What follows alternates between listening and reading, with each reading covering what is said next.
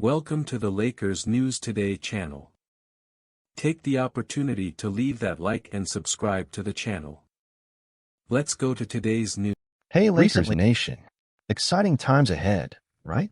With Karl Anthony Towns stepping into the 5 spot, the Lakers have a fresh look. We also have Precious Achiuwa as a backup, which gives us flexibility. And let's not forget Mitchell Robinson. We can afford to be patient with his return now. If he's back to full health, we could see him either as a key backup or even starting, allowing KAT to play the 4. Just picture this lineup: Brunson, Mikal Bridges, OG Anunoby, KAT, and Robinson. That's a versatile, size-heavy unit ready to dominate. Now let's talk about Mitchell Robinson's situation. There was so much buzz about his potential trade, especially with the Knicks pushing all their chips in for a championship run. But here's the kicker. Do we really want to take a gamble on a guy who's had injury concerns?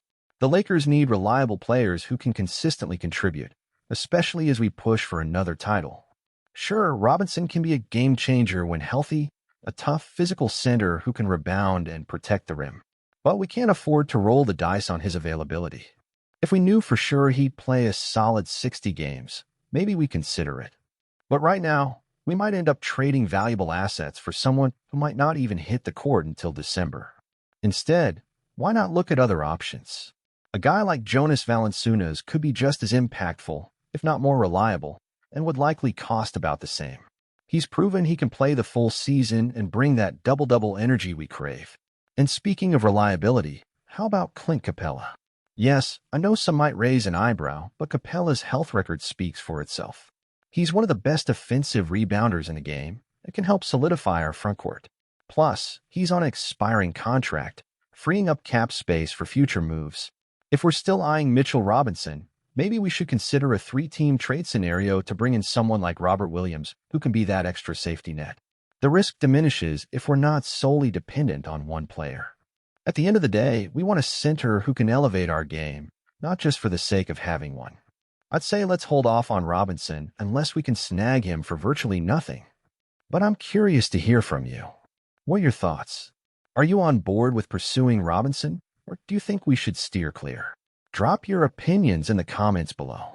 And if you're enjoying the discussion, don't forget to hit that like button and subscribe for more Lakers insights. Appreciate y'all. Let's keep the conversation going.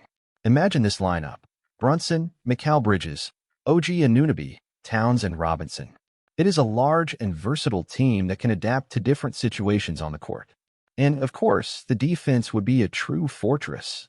I've recently heard rumors about Mitchell Robinson staying with the Knicks, but the speculation continues, especially now that he's a valuable asset. He is on the radar for a possible trade, and with a salary of around $14 million, the Knicks could try a package that brings a reinforcement. Their intention is clear. They want a competitive team that fights for championships, not just one. Now, if the idea is to turn Robinson into a reliable backup, there are options like Nick Richards out there. But that brings us to an important point. Should the Lakers pursue Mitchell Robinson? Personally, I'm a big fan of the potential it brings. He's exactly the type of center that pairs perfectly with Anthony Davis, with his rebounding ability, defense, and physical strength. However, here's the big thing. We are not in a position to take a chance on a player who has a history of injuries. What we know so far is that Robinson isn't available to start the season, and if you can't count on him, what's the point of making this trade? As a Lakers fan, I can say that the situation involving Mitchell Robinson is truly intriguing. He is a talented player and has a style of play that could fit well into our team. However, his injury history is a legitimate concern. Personally, I would love to see him wear the purple and gold jersey, especially considering the strength he brings on defense and rebounding. The idea of having a solid big box, with Robinson playing alongside Anthony Davis, is tempting.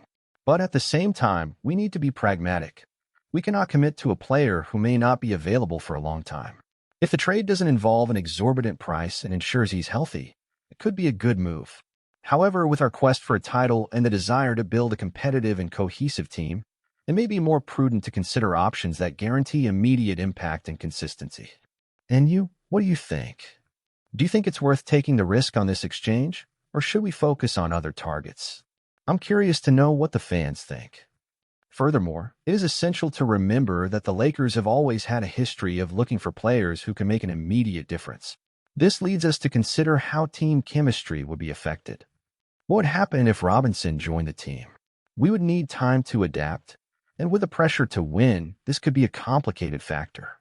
Thinking about our current starters and supporting pieces, it would be interesting to see how Robinson would fit in with players like D'Angelo Russell and Rui Hachimura. If we can mix their skills with Robinson's defensive presence, we could form an even stronger unit capable of competing on equal terms with the best in the league. However, we cannot forget that, while we are looking for improvements, we also have to consider the depth of our squad. If Robinson gets hurt again, it could leave us in a difficult situation. Depth in the big box positions is vital, and we need to ensure we have solid alternatives if something doesn't go to plan. Ultimately, the real question is, are we ready to make that bet? Can Robinson become one of the pillars of our defense, or should we look for players who can guarantee a more constant presence on the court? Ultimately, every decision can shape our path to the title. I look forward to hearing what you all have to say about this. Let's discuss.